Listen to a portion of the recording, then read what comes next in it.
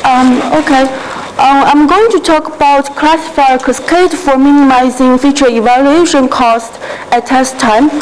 This is a joint work with Shi, Kilian, Weinberger, and Kedem from Washington University, and Olivier Chapelle from Yahoo Research. So over the years, we have seen machine learning algorithms enter the mainstream market and be used by millions of users every day through applications like search, spam filtering, and product recommendation. And this introduced a new setting that is learning with test time budget. So before, we have focused most of our efforts on improving the precision of machine learning algorithms.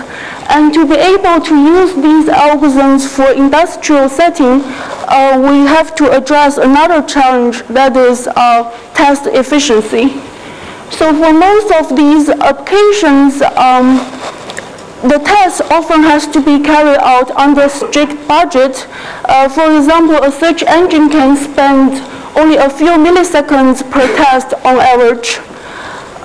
Also, the features used in these algorithms have to be extracted for each test point at test time. And the costs for extracting these features are often very different. And there's often a trade-off between the expensiveness of a feature and the cost for extracting that.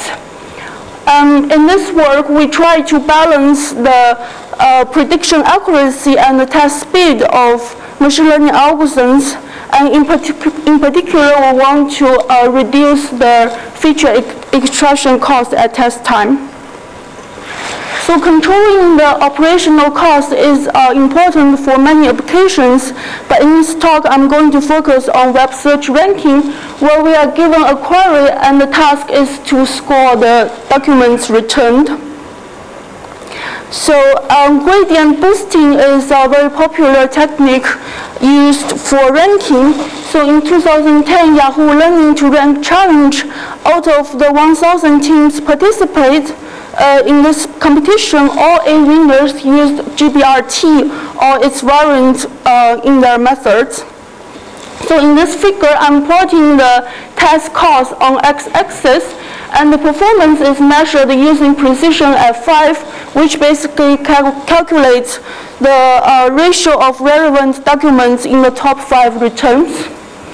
And gradient boosting builds an ensemble of weak classifiers. In this case, a regression tree of limited depths by each time taking a steepest descent direction along the empirical loss.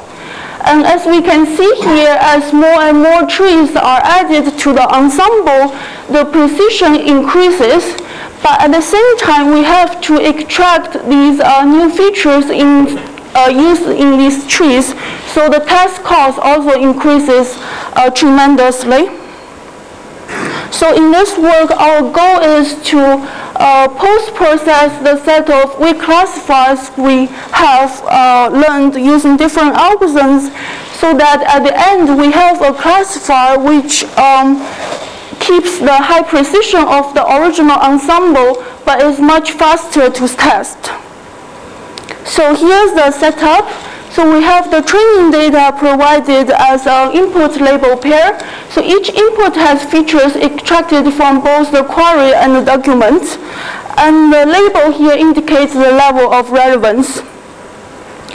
So we are also provided with a set of weak classifiers. In this case, it's regression trees of limited depths. And for each of these weak classifiers, we also have evaluation cost, which is basically the time to evaluate a test point through this tree. And we set that cost to 1 unit, and the other costs are measured accordingly. And we can also work with other different of classifiers. It doesn't have to be trees. So for each features used in these classifiers, we are also provided with a ballpark estimate of their cost by Yahoo ranking experts. For example, some features like page rank, which can be pre-computed and stored, is very cheap at test time. while some other features like BM25 scores, which requires text matching between the query and the documents during test time, turns out to be very expensive. We also have another constant matrix where each column of this matrix basically tracks which features are used in any particular tree. So now let's take a look at the cost of the ensemble. So for each weak classifier in this ensemble, the cost has two parts. The evaluation cost is set to 1 for all the trees because their configuration is similar. And we have seven groups of feature extraction costs ranging from 1 to 200. So the feature cost of this weak classifier is basically the sum of extracting all these features used in different nodes. We also assume that once a feature has been extracted once, it can be cached and therefore it's free to use afterwards. So in this case, feature 3, because it has been extracted at this node, the cost goes to 0. And similarly, we can compute the cost of the other weak classifiers. And we can make several observations. First, the cost of these trees are very different because they use different features. And second, there are some trees, for example, this one, tree 1 and tree 3, they use similar features, and that can save test costs a lot because we assume that feature reusing is free. So in this case, if we can remove the second tree, then we can save a lot in terms of test cost. So, and that inspires our first solution, which is we want to reweight the set of weak classifiers. So at the end, we have a sparse solution and allowing some classifiers to be removed. So we learned this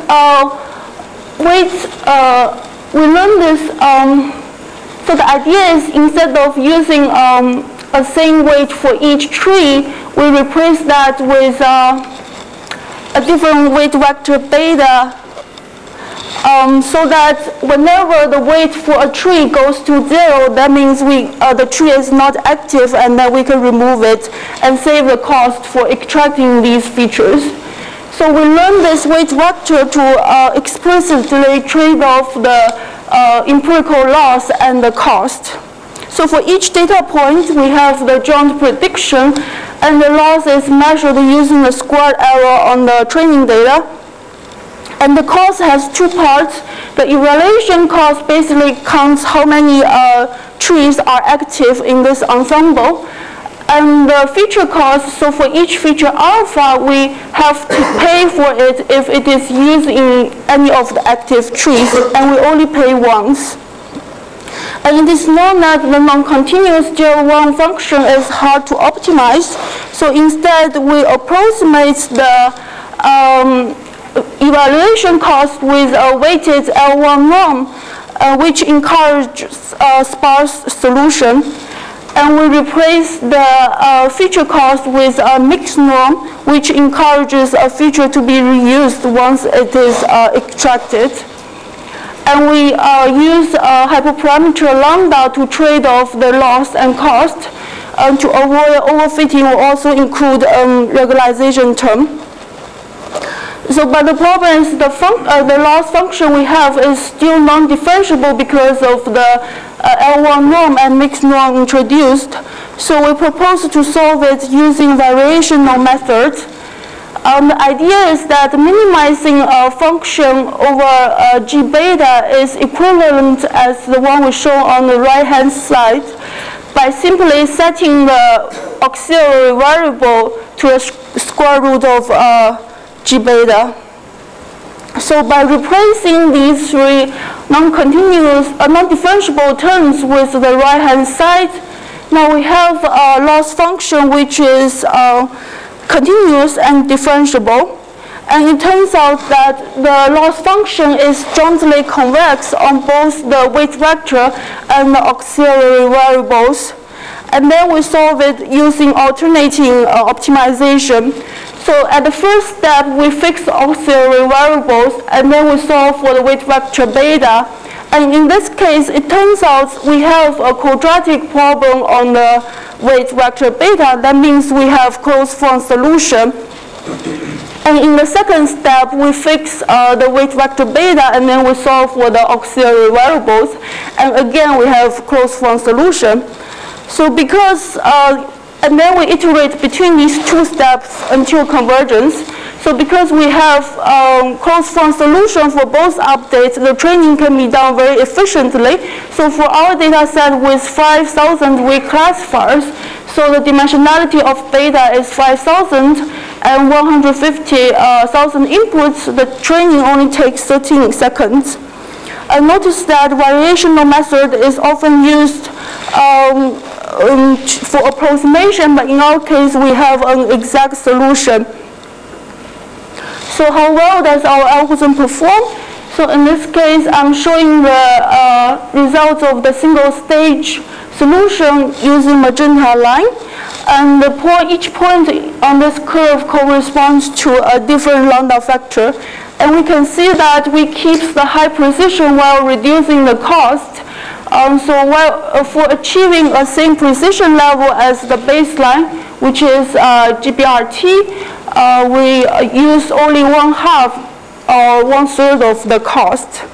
So the question is, can we do better than that? So it is true that some expensive features are required in order to achieve high precision, but the problem is, do we have to extract these features for all the data points? So in our case, we actually have a highly imbalanced data set. And most of the documents are actually irrelevant, and we don't care if the prediction goes to exactly the ground truth. And that inspires our second solution, which is reorder the set of weak classifiers into a cascade so that we can classify easy inputs, primarily cheap features, and use fewer trees than the difficult inputs. And the idea of cascading to save computational time is not new. So Vieira and Jones introduced that for real-time phase detection. So the idea is that at each stage we use a subset of trees to form a classifier, and the classifier can choose to reject an input or pass it to the next stage. And we build more stages so that more and more inputs are rejected. And at the end, we are left with very few inputs, then we can use more expensive features. So the question here is, how do we order the trees? So the greedy approach would be just sort the trees by their cost and then use cheap ones at the beginning and expensive ones at the end. But the problem is that it is a myopic approach, because it might be better to use a few expensive ones at the beginning so that we can take out more examples, and then my benefits reducing more cost. So what we are proposing is global optimization of the ordering of feature extraction.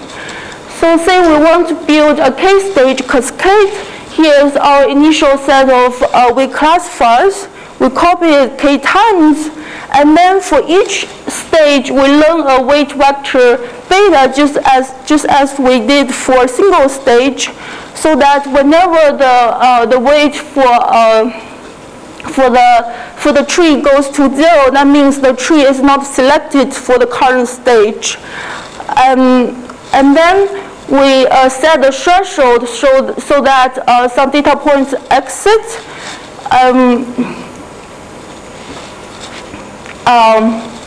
So different from a single stage case where we only need to optimize one single weight vector, here we need to optimize k weight vectors and find k thresholds.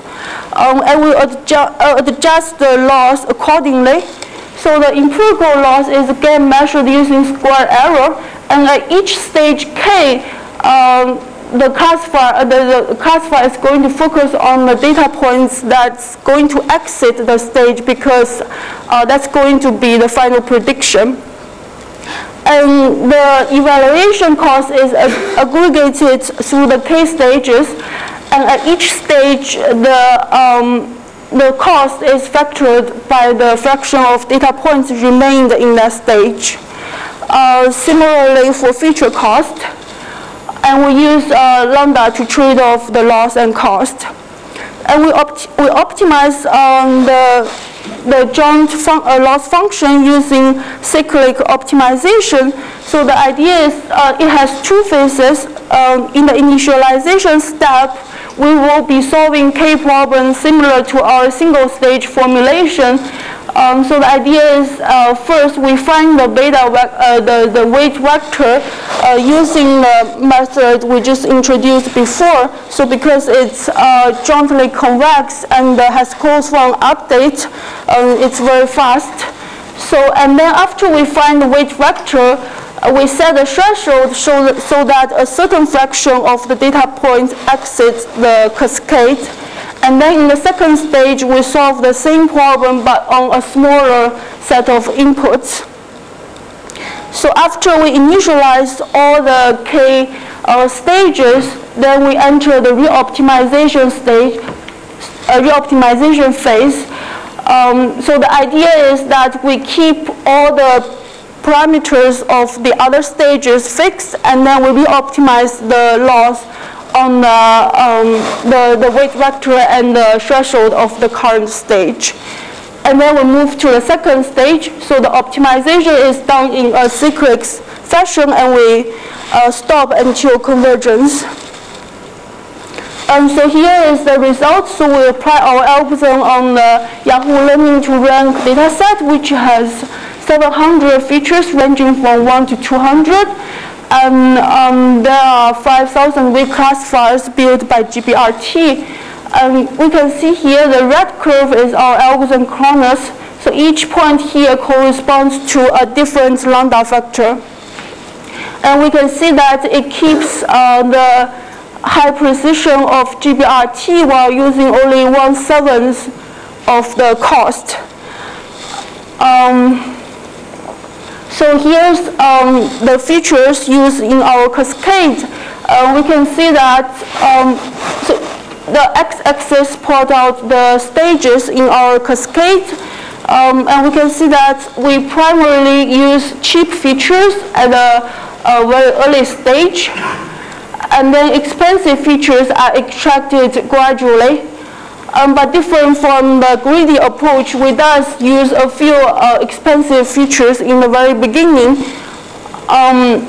So in the second phase, reoptimization, it actually merged some stage together. So at the end, we have 4 stages left. And this one showing the fraction of data points remained after each stage. And we can see that the reoptimization rejects data points more aggressively. So in conclusion, we introduced Cronus, which is a cyclic optimization method to post-process classifiers so that we can effectively trade off precision with runtime cost. And different from previous approach, we globally optimize the order of feature extraction and trees. We have stage-wise closed form updates, which makes the training very efficient as well. With that, I'd like to take questions.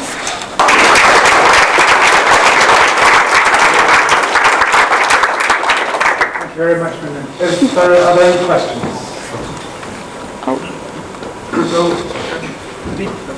So at each stage in your cascade, you throw away some of the examples. Right. So you've effectively got a different classification problem. So did you look at just reboosting it with a smaller subset of data?